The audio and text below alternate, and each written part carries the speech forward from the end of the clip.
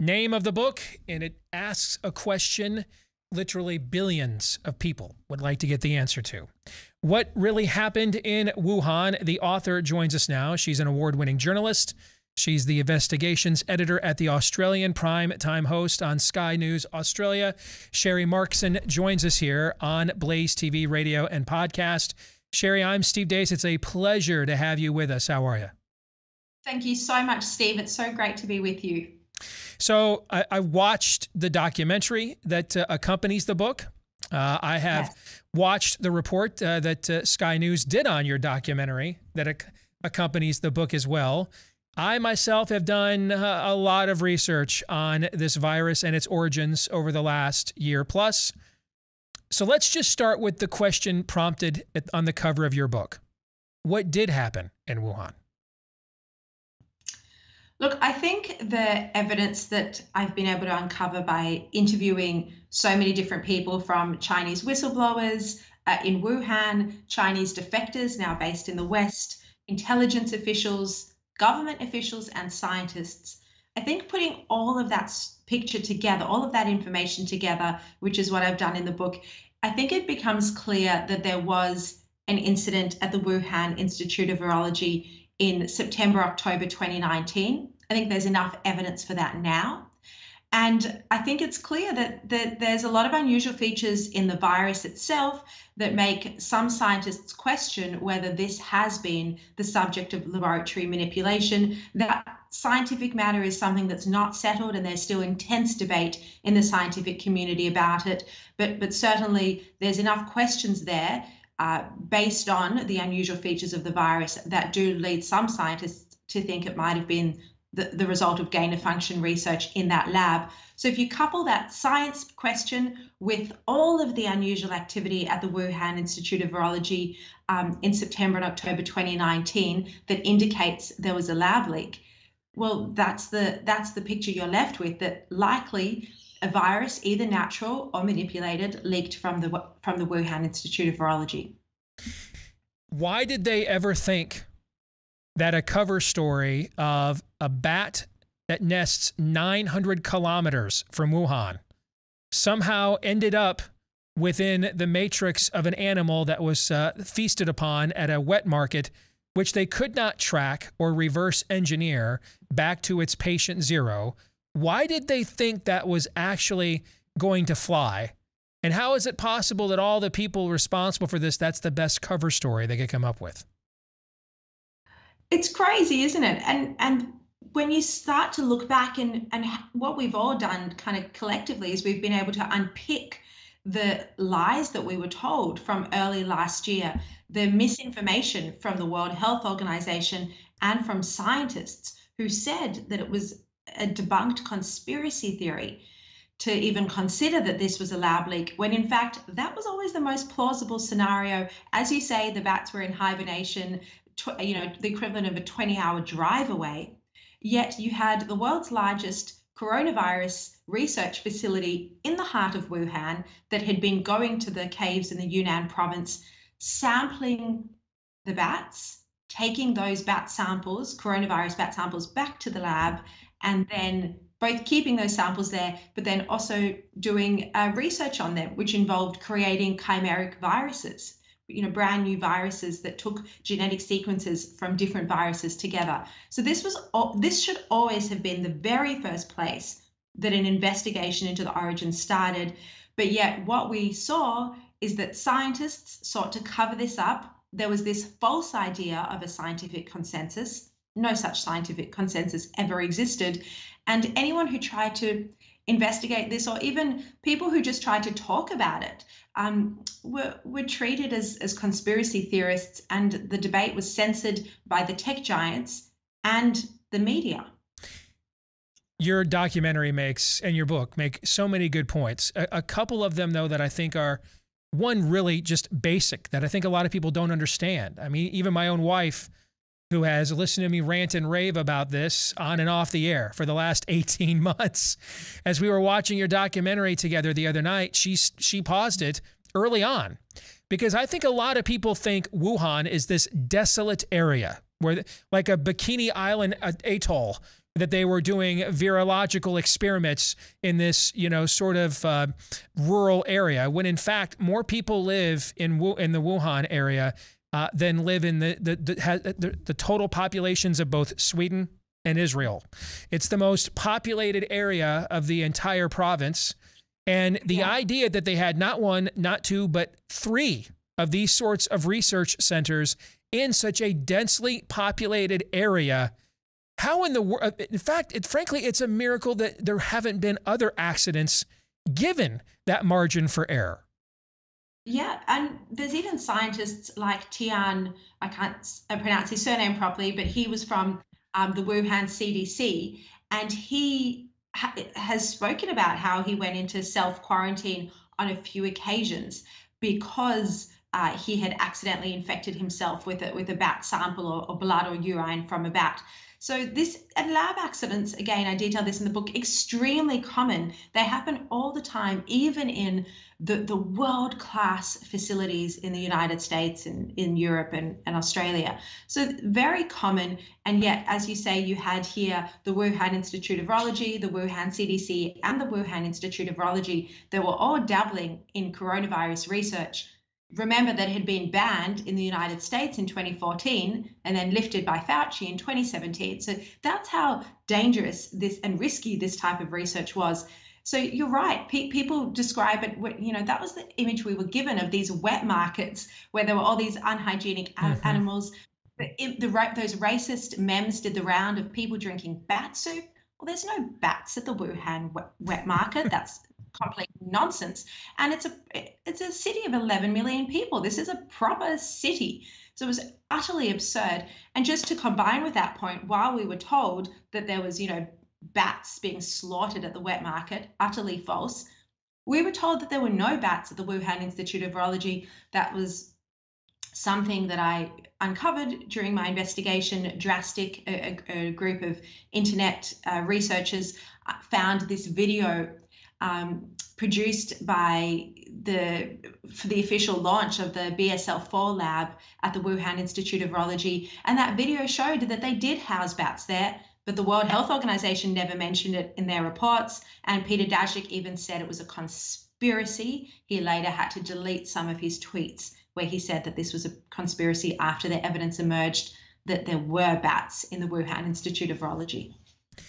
Sherri, let's talk about gain of function. Because this is a phrase that has become, one of the focal points of this debate. But I think that people need to understand it wasn't that, yes, it is a dangerous methodology of research. And as you point out, and you just reiterated it a few minutes ago, the Obama administration banned it. We had scientists at elite academic centers here in the U.S. like Johns Hopkins and Rutgers basically lobby the Obama administration to ban it, and they did. I thought one of the most disappointing moments in your documentary is when you asked President Trump, and thank you for asking this, by the way, how do you explain how this got restarted in your administration? And he fumbled around essentially and had no answer to that question. But it wasn't just a dangerous methodology. It was the explicit purpose of it. They were explicitly gauging what they called, quote, spillover potential. They specifically wanted to know what would cause one of these viruses to spill over from a bat to a human. So to me, Sherri, it's not just the dangerous methodology, but the explicit purpose behind it. It's a little bit like, go back to my Bikini Island analogy. You want to drop an atom bomb on the island, but we don't evacuate people because we explicitly want to see what this new form of hyperradiation does to human beings. So we left some people there. They were doing this, and this goes to the last question I just asked you. 11 million people live there, and they were doing this to find out what would cause this to jump to a human being. Yes, and at a lab that, as we know, didn't have adequate safety processes in place, and even its own director is documented in documents I found for the book that he was concerned about the procedures in some of the Wuhan Institute of Virology labs. But I don't even know where to start with that question because it's so extensive, but you're absolutely right. This is very risky, dangerous research. That should never have been happening in China at all because their laboratories just aren't at the standard that would be capable of conducting this sort of research. And yet the documented work that they were doing. And they would look in terms of its purpose, right? So some scientists might have had very good intentions. They say they want to predict a pandemic by finding out which viruses have the ability to infect humans. But in doing so, they're creating brand new viruses that do infect humans. And they're doing that through humanized mice. One of the methods is through humanized mice. Another method is in petri dishes and with using cell lines. So that's the problem. So you've created this brand new virus that has the ability to infect humans when it never could before. And the question is, well, why? And then you've got also the other piece of the Chinese military being involved in this lab. And that's something I approved in the book, that Chinese military scientists were working with the Wuhan Institute of Virology.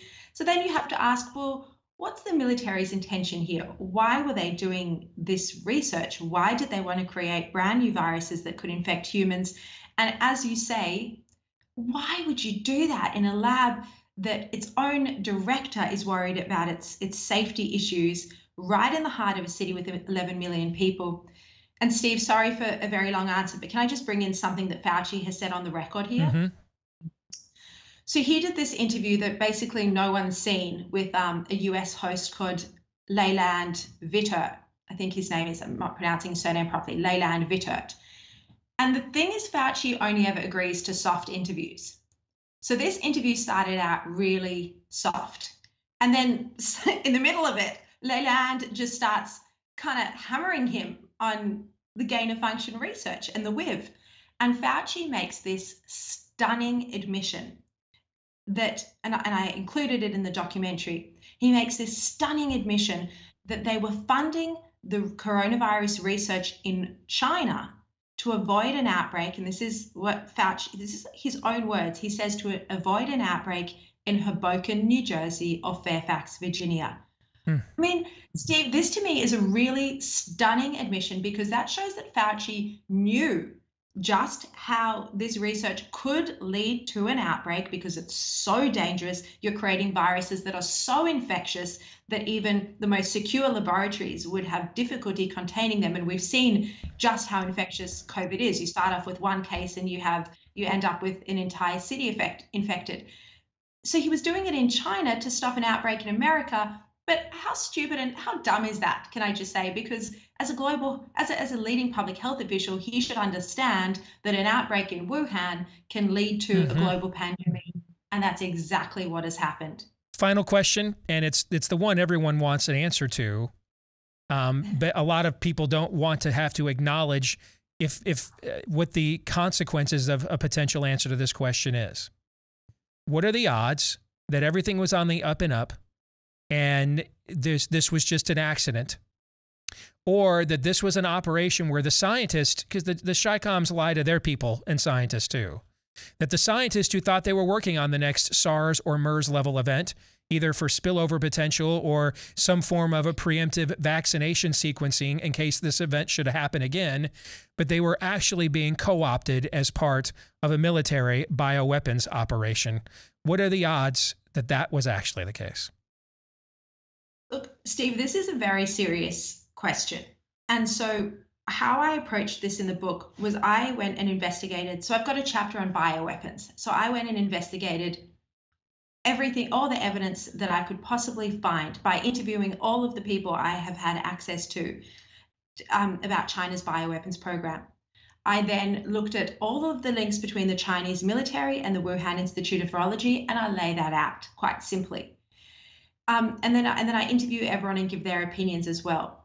I'm an investigative journalist, so I don't want to tell people what to think or what conclusions to come to. And I think this is such an important point, because too many people tell us what to think, and yet those people often turn out to be completely wrong. And we saw that from early last year. Everyone, like Fauci and everyone, was telling the World Health Organization, telling us what to think, telling us this was a conspiracy, and they were lying to us. So what the approach I choose is to get all of the facts, because I'm in a unique position as a journalist to interview everybody, to get that information and to present it. And that's what I've done in the book. I've put all of the facts out there. And then people can look at the evidence and decide for themselves whether they think this was part of a bioweapons program or just innocent scientific research. They can decide whether they think this was an accidental release or a deliberate release. And as I say, I give the opinions of the people I've interviewed. So, for example, former President Trump, he said this was most likely incompetence, but he can't completely rule out that it was deliberate. And you see his comments about it in the documentary. And he says to me, if it was, he says that would be essentially war. Mm-hmm. He doesn't like to think that it was. There's no evidence that it was. Pompeo thinks it's accidental. But Wei Jingsheng, Chinese defector, the most famous, the most prominent Chinese defector to America. He was a former Communist Party insider. He was in the same school compound. His brother was best friends with Xi Jinping, the Chinese president. He grew up in the inner circles of the Communist Party. And then he was even part of the Red Guards, and he then rebelled. He objected to the regime, spent 18 years in different Chinese prisons. He was the most famous political prisoner. The United States negotiated his release or defection in 1997. He still has impeccable contacts within the regime. I interviewed him for the book and for the documentary, and he told me that he found out about the coronavirus in October 2019. He tried to sound the alarm.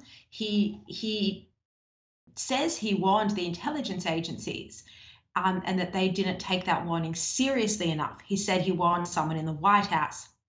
He did tell another Chinese activist, Diamond Lu, on November the 22nd in 2019, and I've interviewed her as well. And this is how I start off my book, with her finding out about this new coronavirus from Wei Jingsheng.